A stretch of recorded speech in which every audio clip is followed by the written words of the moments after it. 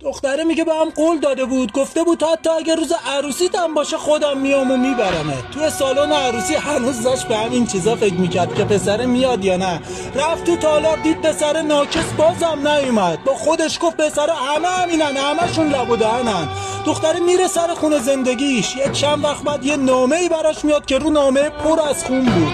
وقتی نامه رو باز میکنه میبینه دستخط عشقش، اشکش سرازیر میشه. هنوز تو نامه رو نخوندی اینجوری شدی، ببین نامه رو بخونی چه بلایی سرت میاد. تو نامه پسره با خط لرزونش نوشته بود من نامه رو بهت قول دادم ولی زدم زیر قولم. میدونی وقتی تو اون لباس دیدمت به خودت قسم نتونستم عروسی تو خراب کنم. آخه دیدم پسرم چقدر میخوادت. عروس شدنت مبارک تک درخت قلبم. وقتی داری این نامه رو میخونی من دیگه زنده نیستم. فقط خواستم اینو بدونی تا لحظه آخر عمرم قلبم فقط واسه تو میتپید.